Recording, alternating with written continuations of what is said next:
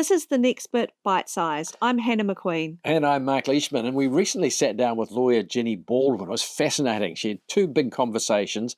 What are you really buying in a retirement village, and how to choose the best retirement village for you? If you haven't listened to those full episodes yet, they're waiting for you right here. But this is the next bit bite-sized. So here's one of the standout moments from that conversation. When I was trying to compare different villages, sometimes the terms are different, the legal terms from contract to contract, and that in itself creates a barrier to trying to work out what is the benefit of one over another. Yes. Are there any key financial variabilities that we should be mindful of when we're looking at these contracts?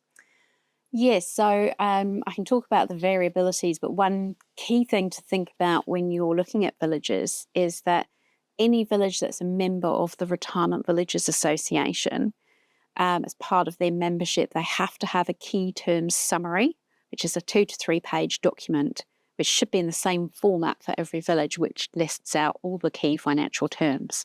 So you can literally compare one against the other.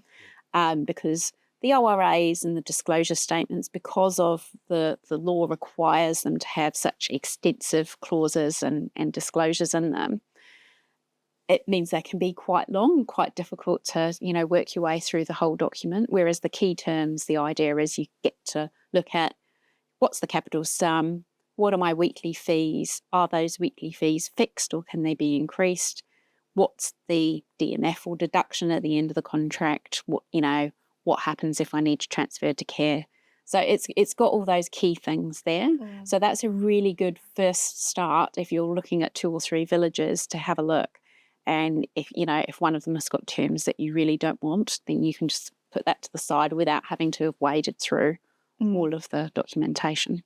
One of my tools that when I was researching it, just as a suggestion for listeners, is I went to the villageguide.co.nz and that actually stood up all the properties I was trying to compare so that you could see kind of across the line. Like comparing them. Yeah, that was really helpful. Yeah, so that's a really good, it's a free tool, but it was a very helpful tool. Yeah, they also have really good articles there about things to think about when you're moving into a village and other things, considerations whilst you're living there. So, as I said, there's some fantastic resources around. So the Village Guide, there's also ElderNet as well. For the full conversation with Jenny Baldwin, go back and listen to what are you really buying in a retirement village and how to choose the best retirement village. There's a lot more you need to know before you choose a village and sign anything. I'm Hannah McQueen. And I'm Mark Leishman. We'll see you again on the next bit.